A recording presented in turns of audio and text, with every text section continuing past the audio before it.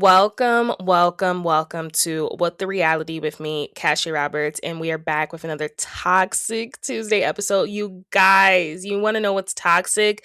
The fact that these Amanda, Wes, and Ciara rumors have not been cleared up. Now, a whole week, 2 weeks later, I need this to be cleared up. So, of course, we're talking about that. I'm also going to talk about the final settlement of Kandi and Todd, everything that we know on that. And I'm also going to talk about Jessi's huge appearance on Call Her Daddy and now the love triangle that is Jessi, Miranda, and Chase.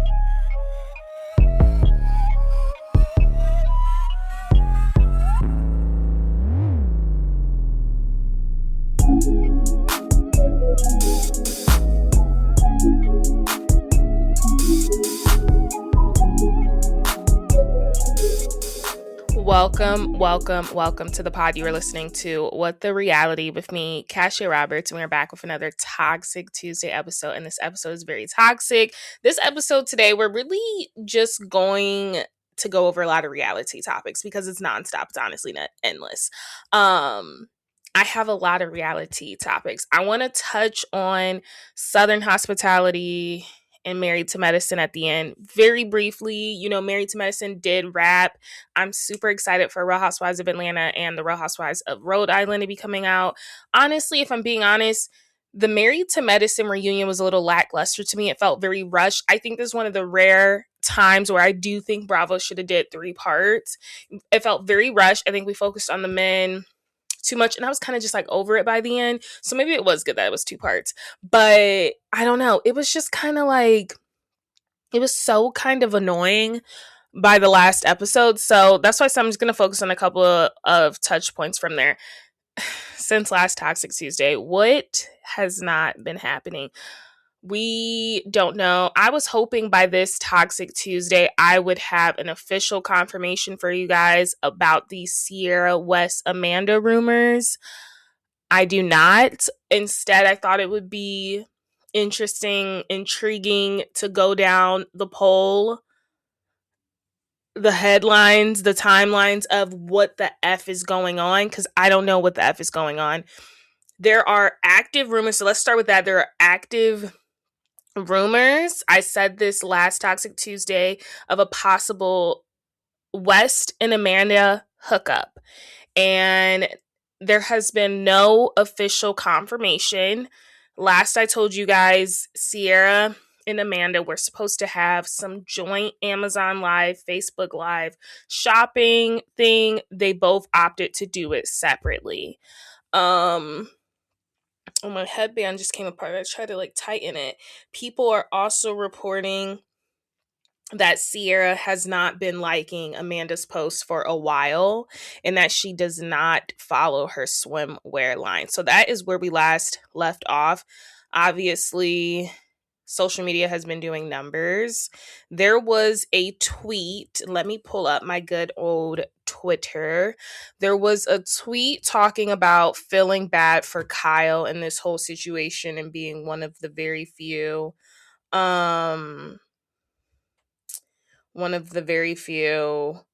people feeling bad for him. Let me go to his response. He basically said that he did the hands over the head emoji. I wish I could find it. I don't even know where it's at. Dang, I liked that. If I go to my likes, I'm sure I can find it. I thought it was in my bookmarks. Wait 1 second, you guys. It's like going through my likes on Twitter. I like so much stuff, so it's impossible to find. And there's so many Reddit threads right now going on. Oh my gosh, this is just, I don't understand what the F is going on. Is this true or not? I don't know. I was trying to show you guys the emoji. Either way, there was someone that made a tweet saying, in the midst of all this, I feel bad about Kyle. I just feel for Kyle. Nobody feels for Kyle. And Kyle responded underneath that tweet with an emoji. And I just think that was honestly enough for it to be like, oh crap, something is going on.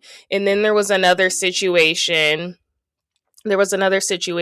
where basically Lindsay and Ciara apparently hooked up and connected over the weekend. I'm about to show the YouTubers the picture. Let me show you the picture because this really set me. And now all of Summer House is basically posting their responses. So let me see if I can show you guys the picture. There was this picture. I'm going to zoom in. This picture was posted. If you guys can't see, it's a selfie of Ciara and Lindsay out. And this is Bravo and Botox on Twitter. They were like, what does this mean? Question mark. Your team Ciara, I take it. Lindsay liked that tweet. She loved it, actually. She loved the response. Bravo and Botox posted that. And then we have all of Summer House, apparently, and I'm talking KJ, Lindsay, and then who was the other person that just posted? They just all posted, and Carl. So KJ just posted this from his Instagram story. Lindsay posted this iconic one, the news when Amanda's telling her that Kyle fell asleep at a fan's house.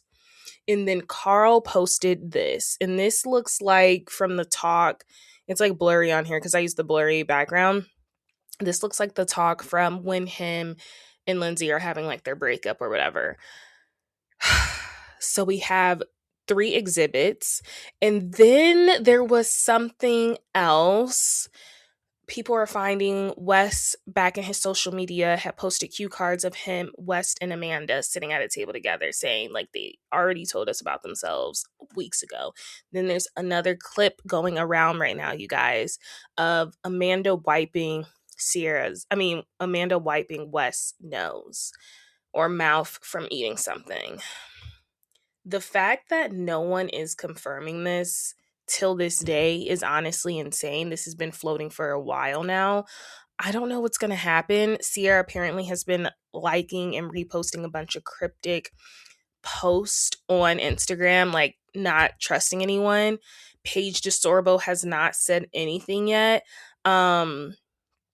But it looks like majority of the cast is standing with Ciara. Jesse Solomon hasn't said anything yet. We're going to be tracking this.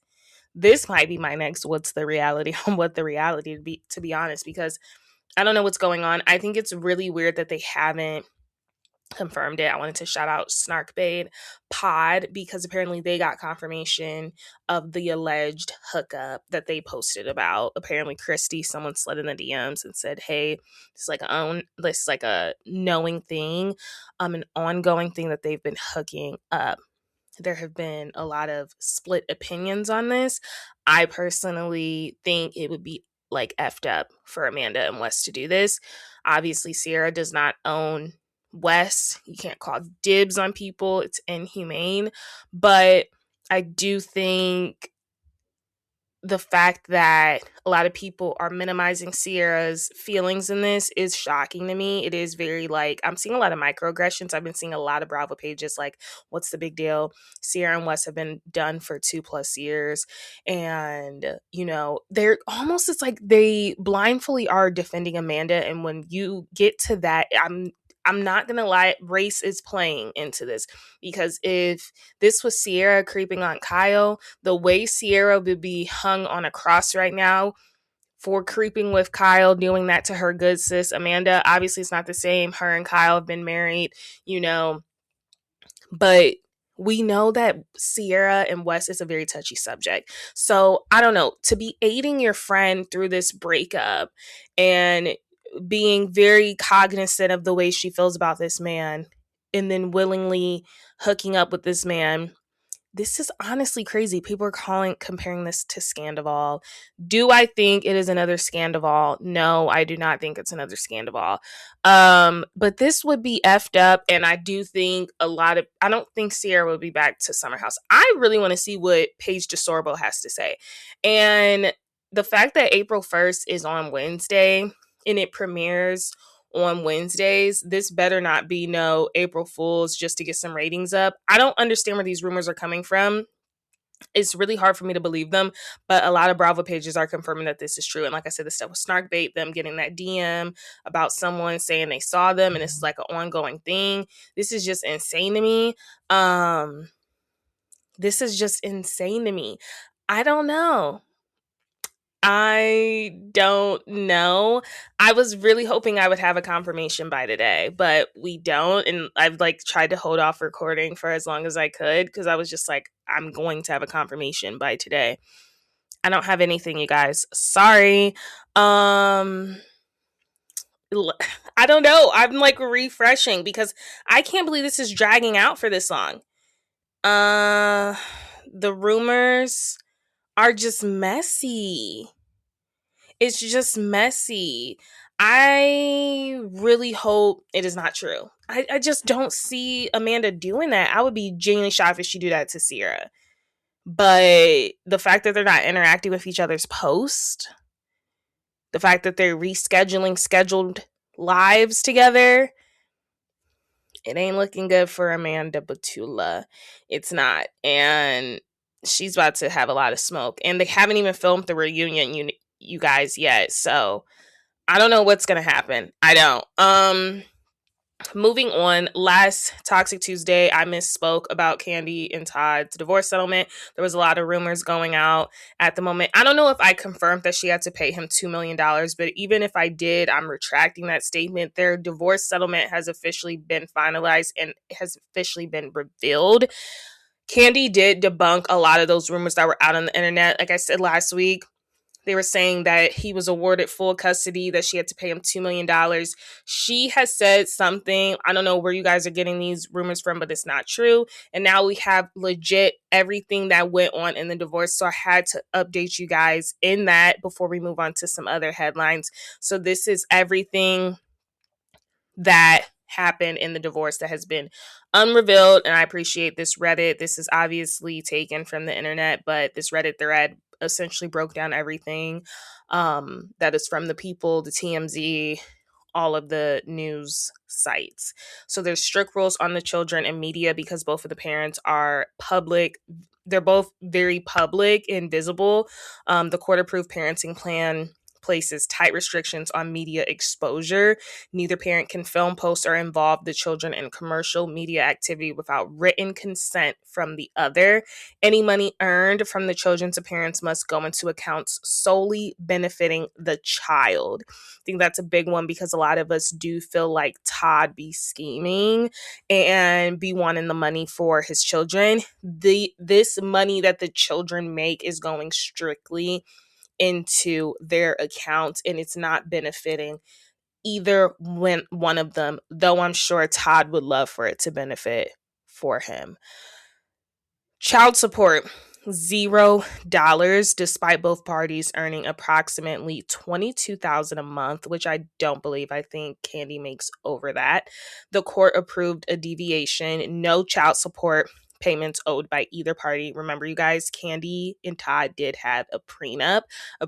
Todd was trying to contest if things did not go his way. His lawyer was definitely trying to say he was coerced into, signing, especially since this was being filmed. Like, he felt pressured. So if things did not plan out a certain way, I think we would have saw a much uglier divorce. But like I said, Kandi has remained very outspoken about them being cool once all this is over. Like, he's a good father and everything, just ain't a good husband.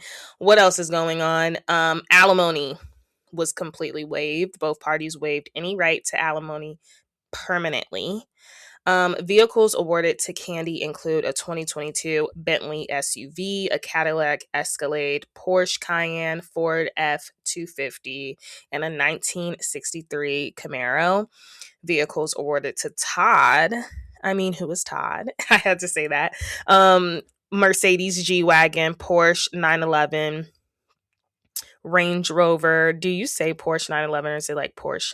You actually know Porsche is Porsche. It's Porsche 911. A Range Rover, a Ford Bronco, and a Lincoln Transit van. maybe for his businesses. So this is how much Kandi had to pay him in total. 517, I always say this wrong. Like, it's like $517,500. But, after taxes and stuff taken out, she only had to pay him $426,388.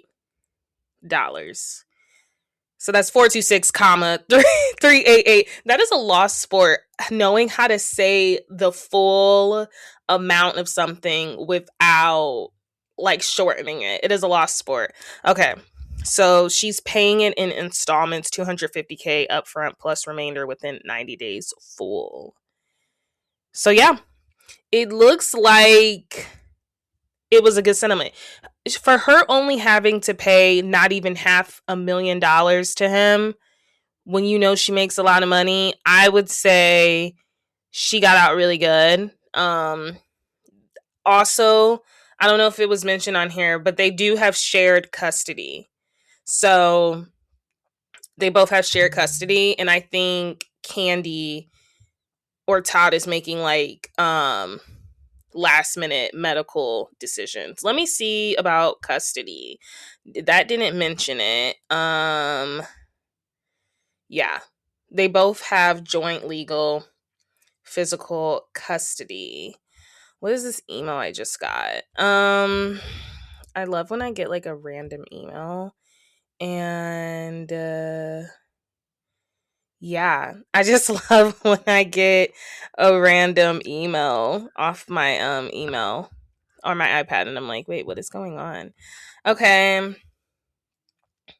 so yeah, they both got physical joint custody. But I could have sworn, like, if something happened, like, is Todd making the final call? Who's making the final call? Let me see. Who is making that final call? I'm not sure. Maybe that's not been unsealed. Maybe they would have to just work it out between themselves. Yeah, it's just saying they have joint custody. All right, so that's that. I don't think I'll have any other updates for the Kandi and Todd of it all. I just wanted to correct what I had said previously because she was not paying him no $2 million. Like I said, it looks like Kandi and Todd, they had an amicable divorce. 4 months, you guys. Married for nearly a decade. I think they were married for 9 years, together for over a decade. Announced their separation in November of 2025. It is now March 2026, and they are officially divorced. That is one of the quickest divorces ever. This is why a lot of people advise individuals, it doesn't matter how much money you have. I just think prenups make a lot of stuff so much easier. Some other reality topics we have to talk about, the Tiger Woods of it all. So he was arrested for his 4th DUI over the weekend. Apparently his car flipped over and he failed to do, or he didn't fail, he just did not want to do a sobriety test. So he was arrested. His mugshot was released and he looked miserable. And this is his 4th DUI, you guys. So not looking good. I don't know if he's going to be facing jail time like the Grand Dame, because it was her 4th DUI before there was like serious repercussions. I don't know. And it looked like his car just flipped over during the day. This was not at night. So homeboy was day drinking. Not good. Real Housewives of New Jersey. Is there a path forward? Andy Cohen, Bravo, has confirmed that the 3 housewives leading the future of New Jersey include Melissa, Dolores, and Teresa Giudice. I'm not going to lie. I was going to say all of their last names, but I'm not going to lie. I forgot Melissa's last name. How do I forget Melissa Gorga's last name? I don't know.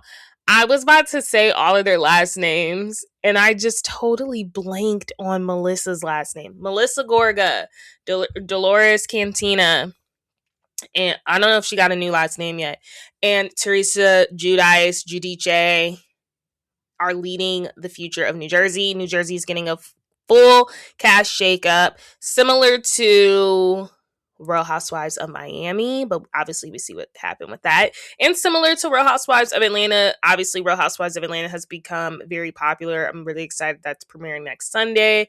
Yeah, it got a cast shakeup. And these are the three leading the future. I think Andy and Bravo really wanted Melissa and Teresa to work their stuff out, and they're like, hey, we really need you to come together because we need the show to happen with both of you. I always said I don't see New Jersey going forward without Teresa Giudice, but I really think you have to, because I just think she's given so much. I mean, obviously I'm biased. I am a tree hugger, but I'm not a Melissa like hater. Like I feel like people are like, oh my gosh, I'm a Teresa hugger. And then it's like, you like hate Melissa, or vice versa. You like love Melissa. And it's like you hate Teresa. I think I've been able to really like not sit in the middle, because I do lean towards Teresa and just like everything she has brought to the show and what she does bring. But I do think it was a smart move for them to make up. And if you're watching me on YouTube, I've put air quotes around make up, because are the girls making up? I don't know. All I know is they made up for that job. They said at the end of the day, you are my coworker, and whatever we got to do so we can both keep a healthy, stealthy check, we are going to do. And they have worked it out. I think maybe I'll give New Jersey a chance. I really haven't watched New Jersey in years, you guys. It has been some years because it's been the same old, same old. I'm really glad Margaret Josephs is no longer on there. I really cannot stand her. She actually left a lengthy video in response to her being let go. She's not a part of the core three. I knew Dolores was moving forward because Dolores, we're going to be seeing her on Rhode Island, and not her twin, who I think is either Liz or Alicia. I don't know. Two girls for real look alike on there. And then one of them looks just like Dolores. I'm so excited for Rhode Island. I think that comes on this Wednesday or Thursday. The Valley also is coming back on this week. Tune in. I really enjoyed the Valley Persian style, but of course I'll give the Valley a chance, especially with Lala and Tom Schwartz on there. It's a jam-packed week for Bravo lovers, and like I said, Atlanta is premiering on Easter Sunday. What? Like, I can't believe it's premiering on a holiday. That's how big it is. But yes, we got the Valley coming on this week. I urge everyone to watch Southern Hospitality. I'm going to talk about that very soon before we get into some other mess that has been going on. And what else? I feel like I'm going to start Below Deck Down Under. I've been trying to wait until enough episodes are out. I think there's only 9 episodes out. I think at 10 episodes, I'm going to start it because I like to binge the Below Decks. So I might be recapping that soon, or like talking about it on my TikTok. So stay tuned for that. Let's talk about Jessi Draper, Miranda, and Chase. Jessi went on Call Her Daddy. I did watch the Call Her Daddy. I'm just going to give my quick synopsis. First of all, I don't know if I really trust Jessi. I don't know if I've made it known. I've made it known to people that I talked to about the show with, but I like Jessi, but there's a part of me that feels like she's very calculating and vindictive. And I do feel like she's planning every single move. I did not think a lot of her tears were genuine throughout the show. Something's very disingenuine. Is it ingenuine, or I think it's ingenuine with her to me. I think she was setting up her storyline to get divorced. I don't think she wanted to be married to that man. I do think Jordan seems a little terrible, especially this whole dad talk thing, but I can't even talk about that because it's going to like make me throw up. But I just felt like Jessi is very calculating with her storylines. And then I just don't know. Sometimes the tears were just really fake. I don't understand, and I wish we did find out during the Call Her Daddy what shifted in their relationship. Maybe it was when the money started coming in, because it seems like their relationship was fine before Secret Lives of Mormon Wives started. But the thing is, Jessi has always been a boss. So I don't know when it shifted. What I did find interesting was that she was previously married very closely after being married to Jordan. So I think she said her relationship had ended with her ex in September, and she was married to Jordan in March or April of the following year. We also know something that they did not talk about on Call Her Daddy was that there was some paternity questioning of her child in between marriages. They didn't know that's what the Reddit was saying. They didn't know whose kid it was, or like had to be a paternity test done. We didn't talk about that on Call Her Daddy, but hearing how close the marriages were, I'm not shocked if that Reddit is true. I find a lot of stuff on Reddit. I don't believe everything on the internet. I'm not one of those folks, but I just have to bring it to the top, to the podcast, because I'm like, I did hear that. Apparently Jordan wanted her to do Pilates and really tap into her feminine energy because he was constantly being emasculated by not making enough money. So his way of trying to feel masculine was telling her to tap into that softer energy. So hey, why don't you go to Pilates? Very weird. I watched Love Is Blind Ohio. One of the guys' biggest thing with the girl was that she didn't do Pilates. Pilates is expensive, and second of all, you can do the Pilates on the YouTube for free 99. Like, I don't know what the men's obsession is with the Pilates. Maybe it's all the rappers talking about my girl do Pilates, hey Future, but like, the Pilates is not the gag you guys think it is unless you have that money. Like, honestly, it is expensive AF. Go to the gym, run on the treadmill, get on the Stairmaster. Everybody don't need to be doing Pilates. Pilates is selective for a reason. I choose not to do Pilates. I like to do mat Pilates, and like I said, get that for free 99. But the men thinking that you're more softer and feminine doing Pilates, it's weird. It's getting weird in my Nene Leakes voice. I don't know what that's about, but that was a common thing on Love Is Blind Ohio as well. And I'm just like, ew, stop. Also some call outs from Call Her Daddy. So apparently Jordan was purchasing escorts and women for sex using Jessi's money. Another one is that she knew once Secret Lives of Mormon Wife started and she had to start filming, she wouldn't really have time to be more like hands-on. Like, her business has always been taken off. Like, she has a hair business. So they had discussed that he would quit his job because his job was a traveling job. He was like a travel agent or something. It was something that required him to travel, but she thought he was still going to be working in Utah. He just didn't. She said that he became a house dad, but they have a nanny round clock. So really the kids don't even so he just golfs during the day. That's what he does with her money. But yeah, he was apparently having, excuse my French, orgies and parties, and he was paying for this with her money. Another call out I found interesting was that she knew that he cheated on her. And that's what she knew about these orgy stuff, and that's what led to her kissing Marciano. And that's what I mean with Jessi, is like, I don't know if that's true. Like, it's not giving true. So now you're telling me before you went to the villa, you had just found out 2 weeks later that he was purchasing escorts with your money. And so therefore you went into the villa almost wanting to cheat on him. And she does admit that. She said, it was a part of me that's almost like, if I do kiss Marciano, hopefully he'll leave me and we can just be done with each other. I just thought that was interesting how we're just finding out, because she's been protecting Jordan a lot. I didn't realize how much she was protecting Jordan until I watched this podcast, which is why I'm kind of very doubtful of what she's saying, because I'm like, is this just so you look good? Another thing is like, she had already told him that she wanted a divorce, and they both agreed to do it together. But when he found out she was going on Call Her Daddy, he filed himself and told TMZ, and she found out he filed by TMZ texting her saying, Jordan just filed, do you have a statement? When they were supposed to do that together because they had to tell the kids together. And then obviously in his clause, he wanted, in this divorce thing, he didn't want her to bring up anything based on their relationship or based on him, which is why he was trying to beat her to the punch before she went on Call Her Daddy. But obviously she still talked about it. She's talking about it all. My Bethany Frankel voice, she's mentioning it all. Now that I've done a synopsis of that, like quick bullet points of everything that happened. I mean, was it a good episode? Yes. I think it hit 2 million views in 24 hours.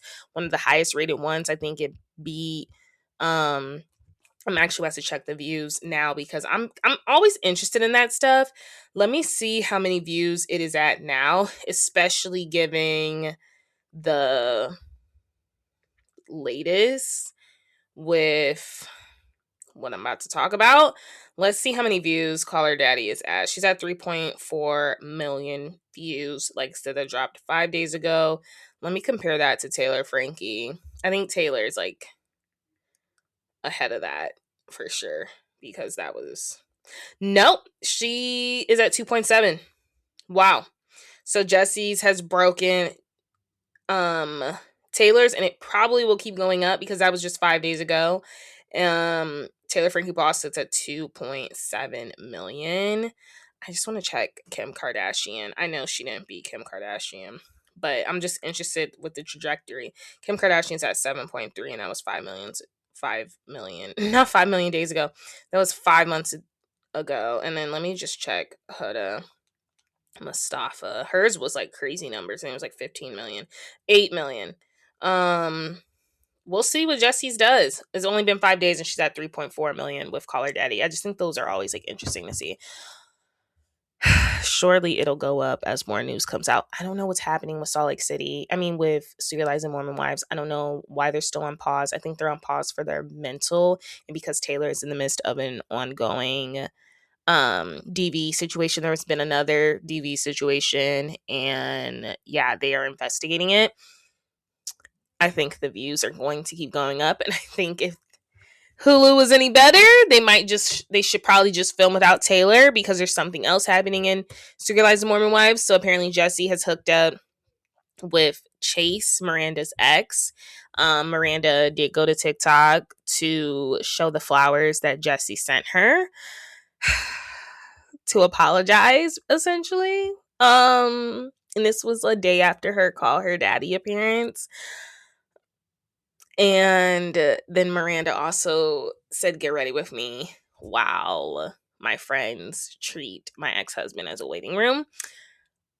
Condolences go out to Miranda. So we also have that going on. I don't know how many of the ladies are like actually upset with Jessi. I haven't heard any ladies like upset with Jessi. They're just like, oh my gosh, like what? Jordan decided to stick his thumb looking face into the conversation and saying she can't be loyal to anyone. And Mom Talk is defending her. So I don't know. I don't know. I am just baffled. Everyone was rooting for Jessi, obviously, and now she done went and did that. So they didn't hook up. They did make out at a party. How small is Utah? It has to be small. Like, it really has to be small because it just has to. It has to be small. I don't know. Like, the fact that y'all are recycling the same men. Oh, gosh, I don't know. I don't know. Okay, this is a funny story, you guys, that's came in. Or it's not just came in. Drewski, you guys know what I'm about to talk about. Drewski posted a skit of how modern day conservative women are. He was a white woman, a Caucasian at that, with a blonde wig, and he was in a blazer. And this video had over 54 million views within 2 days and over 1 million likes within 24 hours. Erica Kirk clearly believes that this is about her and has responded in the comment section. And she's saying that he literally dressed up as her, and he said, "I put a blonde wig on and you think I'm talking about you. I think that says more about you." And she's saying if she were to do this, she would be called racist.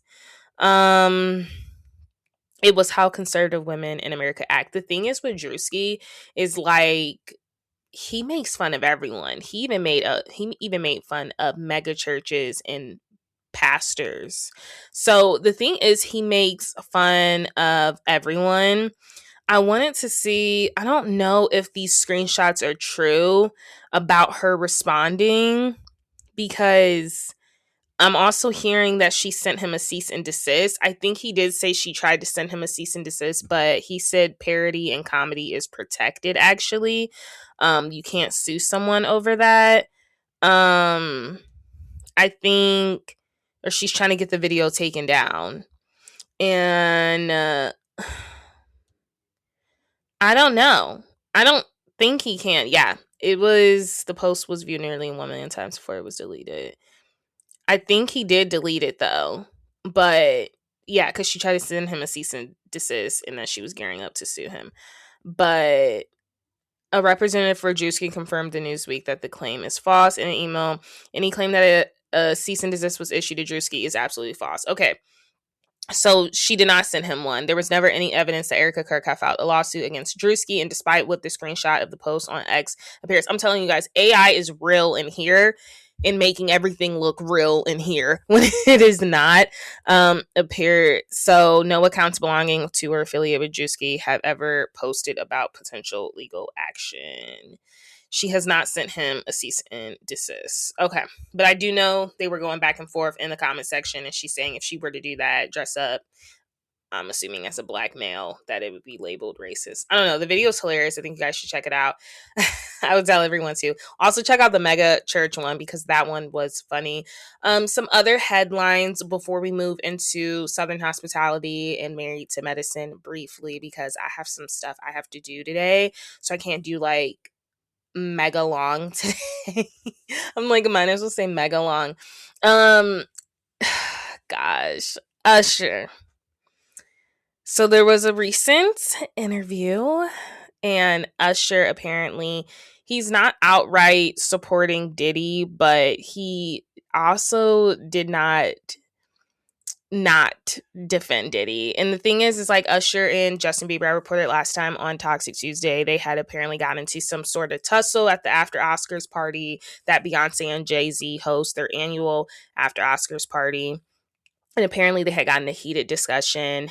And so many people just assumed that it could be about all of the Diddy stuff that has came out, and a lot of allegations that, you know, Diddy really groomed Justin Bieber, and people are even saying he groomed Usher. But obviously there's no like factual evidence. It's just some creepy videos that have been going around. So nothing, like I said, is factual. But a lot of people were assuming that is what they were arguing about. There were also reports that Usher had called Hailey Bieber names, and it was just reports that it got really heated. Last we knew about contention with like Usher and Justin Bieber was that, you know, Usher apparently extended an olive branch to Justin Bieber to perform with him at the Super Bowl. I'm thinking this was 2023, 2022 Super Bowl. And apparently Justin Bieber had declined. So that's all we had known. But Usher had hinted actually on the Breakfast Club. It's like, yeah, he like declined, but he's like, we're going to work on some stuff in the future. So it was giving like, yeah, he declined, but like we're working on other stuff. Like it wasn't giving that deep. Fast forward, obviously 2026, they get into an exchange. Apparently something had happened. Now fast forward a week later, Usher has nothing negative to say about Diddy. He says his experience with him has not been to the experience of what the people are saying, and that he has nothing negative to say about him. Very heartbreaking. Very heartbreaking. Moving on to someone else in the same era as Usher. Chili now has come forward as a MAGA supporter. She is now claiming, though, she did not know she was donating to the Republicans. She thought she was just donating to these two forms of interest. She did not know it was associated with the Republicans. Do I think she's lying? Yes. Do I also think she's covering her butt? Yes, because I don't know if you guys know, TLC is about to go on tour with En Vogue and Salt and Peppa. So this also could be to just cover her butt. But they did find her on the donators list for the Republicans. Yikes. This is the most I've talked about Tyler Perry at all on my podcast. But obviously last episode, I confirmed that the stuff with Marlo Hampton is not true. Him and Marlo are not dating, but something that is true is that Tyler Perry is donating $250 K gift cards to TSA agents in Atlanta. Apparently, he was at the Atlanta airport. The main one, I can't think of it. And he was apparently offering the 250K gift cards to TSA agents because, they were not getting paid. The government was not trying to fund them. All of a sudden, TMZ is telling the people to hit the streets and capture your favorite senators and political officials escaping DC to head to their vacation, for the weekend, or just leaving out of DC, send it in to TMZ so we can get the airports working again. People started doing that, and all of a sudden the bill has been funded and the TSA agents are now getting paid again. Isn't that crazy when TMZ uses their powers for good? Like, people were sending in stuff from all over of these political officials on, airplanes and stuff. Also, Delta has become really outspoken since the TSA agents were cut off again. It's just a lot of back and forth. The fact that TSA agents are always on the line of not getting paid when they are reporting, and they're expected to still report to work to get us to leave our crappy states, or for us to, travel and everything, at least in the US. Apparently, Delta was like, we are cutting benefits of these political people that fly Delta if you guys don't want to get this bill funded. And things turned around very fast. Something that's not being funded through that bill is ICE, as it shouldn't be. They're also sending ICE out to the airports. I don't know if they're still out there. I don't like to really update on politics, but I update on politics, but not on the pod. I have to check if the ICE agents are still out at the airports. But I think with all of this DHS stuff, they're reporting ICE will not be funded through this because they shouldn't be. It's not ironic to me that, gas prices are alarmingly high right now. To fly is alarmingly high. And we are all being kind of stuck to our grounds and can't really do anything. Everything is becoming super expensive. It's becoming super expensive to live, the grocery prices. But really, we have these gas and the oil prices surging, and it's about to become even more impossible to travel, especially as we have the summer coming up. And we have something else coming up, not the Olympics, but something very huge coming up that we're hosting, I'm pretty sure. And yeah, it's not looking good. It's looking very dictatorship-ish. So it's not lost on me that all of this stuff is going on. You guys make sure you're staying alarmed and make sure you are reading the news fully and not just the headline, because there's so much propaganda out there being spent. But I'm so glad that the TSA agents are now being paid appropriately, and I hope they did pocket that Tyler Perry 250K gift card, and I hope it was a Visa. I hope it wasn't something like Amazon because that's the last thing we need to be doing, is putting money back into these billionaire pockets. Moving on, Southern Hospitality. You guys should be watching. If you're not watching it, I need you guys to watch, because there was reported that the viewership was low. Pretty low. Grace Lilly, I had talked about on previous episodes, had been arrested. I knew she was arrested for pills, prescription drugs. This last episode, we saw Grace Lilly really lashing out on Maddie. We know they are longtime friends. And you know what the saying is, when you really love someone, you treat them the worst. Especially when you're going through a difficult time. And we're seeing her redirect a lot of her energy to Maddie and her relationship. Very jealous of her relationship with Joe Bradley. And really just not wanting her to win. Honestly, that's what I'm seeing. I don't know if that's what you guys are seeing. And, bringing up the TJ of it all, if Joe Bradley is gay or not. And just not being a real good friend. Mia actually told her off. And I cannot think of her name. Is it Molly? Molly actually kicked her out. She told her, can you please go? You're not welcomed in my space anymore. The group really turned on Grace, and we learned in this episode is that Maddie is the only one that's been keeping Grace around in this circle. Apparently nobody really hangs out with her. She's not in the group chats. The only reason she still comes around is because of Maddie. So this last episode, we saw Grace finally talk about why her and Maddie are not on good terms. And she realized the next day after lashing out at her why that she probably realized she went too far with her good friend Maddie, and she says Maddie's the only one that knows like what I'm struggling with, and I don't want to hurt her. And we learned that she actually has a ketamine addiction, and that she recently just lost her really close friend to ketamine, the same strain she has been on.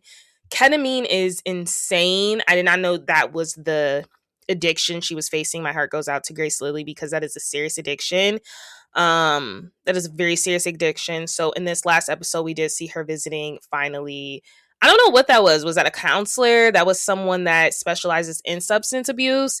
And he was trying to recommend her for the next step. But very crazy to find out she had lost a really good close friend of hers to ketamine in the same strain that she was on. She still lives at home. She talks about how she doesn't want her parents to kick her out, even though she knows they wouldn't, but she knows she has to get better. We also know that Maddie does know that she does have a substance addiction issue because she also brought that up in her confessional. And she said, this isn't my story to tell, but she is dealing with other stuff. And I think that's also why Maddie kind of feels guilty. Like, I can't leave my friend right now, because you only really know if you're dealing with addiction, how someone handles addiction. And I think we all know Maddie has struggled with drugs in the past and alcohol, or was it just alcohol? We know that Maddie has a past of being a substance abuser, whether that's alcohol or drugs, because she has been sober for like the majority. She's been sober since Southern Hospitality, but even before Southern Hospitality, she was sober. So yeah, Grace Lilly finally opened up about that. Another thing, I think this episode of Southern Hospitality was just like really good because we really were talking about like real stuff. So aside from that, we see Brad and Lake finally have a conversation because Brad was feeling type of way because you are the only other Black person on this cast. Is Mia Black? I know she is Dominican. Well, in Black, honestly, is a mix of Dominican, but I don't know if she says she's Afro-Latina. I know Lucy, that used to be on there, was Afro-Latina. I'm not sure if Mia identifies herself as Afro-Latina. She could. But I just know that Brad felt a type of way with Lake as someone who is not passing. She looks Black, you know what I mean? So it's not like she's passing as white. She does look Black, and her family has a very rich history with civil rights and everything. And, Lake has remained very outspoken about, her family and her family's wealth, her generational wealth, all of that stuff. Apparently, Lake and Brad was feeling the type of way. He told McKells, another Black person on the cast, about feeling the type of way that Lake kind of took Emmy's side in that. In Lake's defense, she was saying how she disagreed with Emmy was saying. She thought her co-signing with what McKell said at the dinner table, that the dinner table would have been enough. But they did have a conversation, and Lake did apologize to Brad, like, hey, I have your back, especially as a Black man. Like, I never want you to feel that way, and I will tell Emmy that.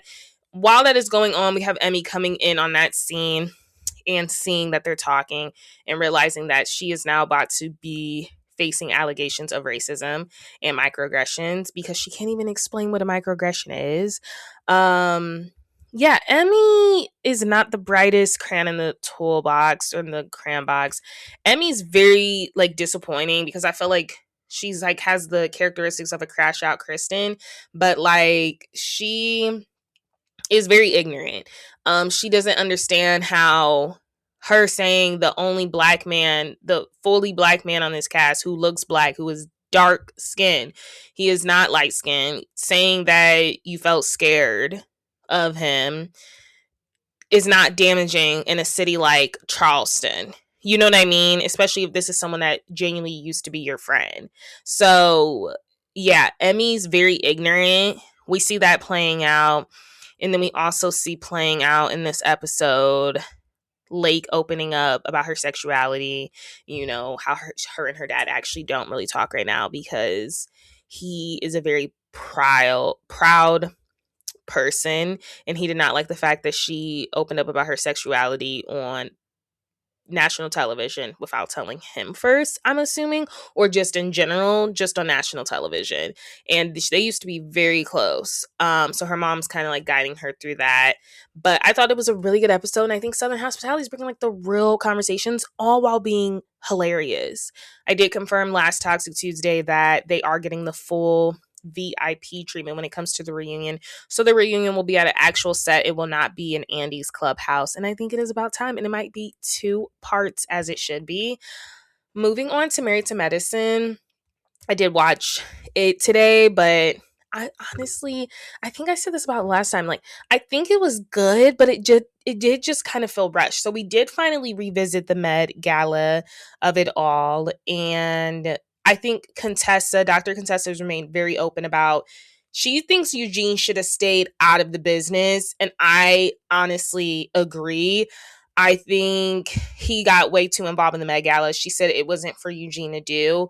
And him waiting at the door to accost people for, purchasing a ticket or not was honestly insane. Dr. Mimi and Steve feel like it was a personal attack on them because they don't like each other.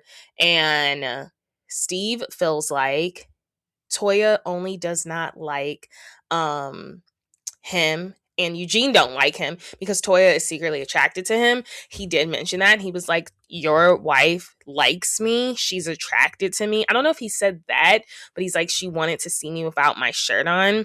And I think you're insecure about that. So I appreciated that, but I think the Steve and the Eugene-ness of it went on a little too long for me. I think that Toya should have just been more clear. She said in the past, Jackie has not been transparent about what the money is going to, and just giving price points, and you're just paying. And she said she was just following Jackie's lead. Jackie was like nodding. I don't know, in ingredients. I don't know what she was nodding about. But if there's anything that's more clear, and I wish it or anything that's not more clear, is that was there any other money raised for the event, or was it strictly $5,000 going to 2 students? So you only raised $10,000 for the whole event, when in the past you have garnered the attention of people at the event, and $100,000. Like, I don't understand how you only paid 5,000. I don't understand how out of all those doctors in that room, you guys were only able to contribute $10,000 to charity. I don't know how much the auctioning, the paintings went for. We didn't talk about that. That was one question I did have. Did they make any money from the paintings? Did that go to charity? Because what were the tickets going to? What were the ticket prices? Because in my humble opinion, that was a Toya party, and that was just reimbursements for the money they had spent, the ticket prices. I think it's insane to be waiting at a door, getting people when they come in, you didn't pay, when it's like, we didn't know we had to pay prior. And I think that's the biggest thing, is like Toya and Eugene, the transparency wasn't there. I don't see them throwing another event. It was a Toya party. It was a gorgeous party, but if anything, was it a charity? No. And in order for you to have a successful charity, I will piggyback off of what Dr. Contessa says. You have to have a charitable attitude. You have to have the right attitude, and Toya and Eugene do not have that. I would not trust them with my money. I think they are some scammers, and I just don't think they have genuine spirits. Keep in mind, Steve is also very upset at Eugene and Toya because they did do an interview with Carlos King, the reality king. I didn't watch it because I really cannot stand Toya and now Eugene, and I just don't understand their relationship. But from what I received from the comment section, and a lot of people here they're saying that they went on that pod and basically insinuated that Steve is gay because of the way he dresses, all the labels and stuff. So I think there was also some extra sauce from Steve's side with dealing with Eugene that he did not appreciate. And I think he genuinely does not like him because of that interview as well. And I think that's also the underlining thing. We also see Curtis not really appreciating Toya and her remarks about him having his hands on multiple women, even though he did confess to having his hands on Toya. But we can just tell Curtis is not rocking with it. But out of everyone on that couch, I think Quad and Dr. Contessa were the most sound when it comes to the Med Gala and just how things went. And how they should have been handled in a better manner. But that was honestly the biggest revelation, you guys, honestly, for me, was finding out that Cecil actually has jobs. And the thing is, Dr. Simone's like upset at the girls in the audience for assuming that we think she's with a brokey. But it's like that, we're only judging what you give us. You have insinuated plenty of times that these boys in your life live off of you, that you're paying for everything. Apparently, Cecil has 2 jobs. She did not specify what the jobs were, but apparently he pays for his own bills and they split the household bills. So she is not taking care of Cecil. But however, she has made it seem like she is. The whole Dr. Simone and Heavenly thing, I can only talk about that so much. I remain in saying that Dr. Simone was really aggressive because, like I said, Dr. Heavenly was just going over to get a picture. She didn't know there was any animosity, and Simone took her hand and kind of was very rude with it and very aggressive with it. Now Simone is saying this is damaging her reputation, but I'm just like, your last reunion when you're going off on quad, you've already had damaged reputations. Like, this is nothing new, boo.